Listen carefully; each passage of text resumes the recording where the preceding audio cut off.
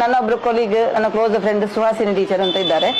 ಅವರು ಈ ಟ್ರೀಟ್ಮೆಂಟ್ ಅನ್ನ ಮೊದಲೇ ಸ್ಟಾರ್ಟ್ ಮಾಡಿದ್ರು. ಹಾಗೆ ಫಾಲೋ ಮಾಡ್ಬೇಕಂತ ಹೇಳುವಾಗ ನಮ್ಗೊಂದು ಡೌಟ್ ಇರ್ತದಲ್ಲ. ಈಗ ಸಾಧಾರಣ ಆಯುರ್ವೇದಿಕ್ ಅಂತ ಹೇಳಿದ್ರೆ, ನಾನೀಗ ನನ್ನ ಹಿಸ್ಟ್ರಿ ನೋಡುವಾಗ ನನ್ನ ಅಮ್ಮ ರುಮಟೈಡ್ ಪೇಷಂಟ್, ನನ್ನ ಅಮ್ಮ ರುಮಟೈಡ್ ಪೇಷಂಟ್ ಅಂತ ಹೇಳಿ ನಾವು ಟ್ರೀಟ್ಮೆಂಟ್ ಮಾಡದ ಹೋಗೋದು ಜಾಗ ಇಲ್ಲ. ಮಂಗಳೂರಿನಲ್ಲಿ ಎಲ್ಲ ಕಡೆ ನಾವು ಅಲೋಪತಿ, ಇದು ಆಯುರ್ವೇದಿಕ್, ಹೋಮಿಯೋಪತಿಗೆ ಹೋಗ್ಲಿಲ್ಲ.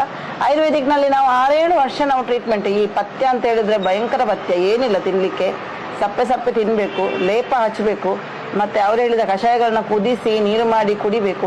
ಇಂಥದ್ದೆಲ್ಲ ಹಲವಾರು ಕಷ್ಟಗಳನ್ನ ನೋಡಿದ್ದೇನೆ. ಹೀಗಾದ್ರೂ ಕೂಡ ಅವರದ್ದು ರುಮಟೈಡ್ ಅನ್ನುವಂಥದ್ದು ಕಡಿಮೆ ಆಗದೆ ಅದು ಸಿವಿಯರ್ ಆಗ್ತಾ ಹೋದ ಒಂದು ಪರಿಸ್ಥಿತಿಯನ್ನು ನಾನು ಕಣ್ಣಾರೆ ನೋಡಿದ್ದೇನೆ.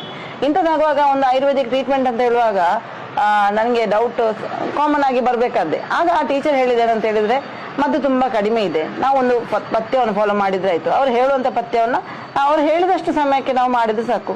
ಅದರ ನಂತರ ನಮ್ಗೆ ರಿಸಲ್ಟ್ ಅನ್ನುವಂಥದ್ದು ನಾವು ಮದ್ದು ಮಾಡಿ ಸ್ಟಾರ್ಟ್ ಮಾಡಿದಂತ 2-3 ದಿನಗಳಲ್ಲೇ ನಮ್ಗೆ ರಿವರ್ಸ್ ಆಗ್ಲಿಕ್ಕೆ ಗೊತ್ತಾಗ್ತದೆ. ನಮ್ಗೆ ಅದು ನೀವೇನು ಹೆದರ್ಬೇಕಂತ ಇಲ್ಲ ಟೀಚರೇ ಅಂತ ಅವರು ನಮ್ಗೆ ಧೈರ್ಯ ಹೇಳಿದ್ರು. ಮತ್ತೆ ಅವರ ಹಸ್ಬೆಂಡ್, ಅವರ ಅತ್ತೆ, ಅವರ ಅಮ್ಮ ಎಲ್ಲರೂ ಈ ಟ್ರೀಟ್ಮೆಂಟ್ಗೆ ಹೋಗ್ತಾ ಇದ್ದಾರೆ.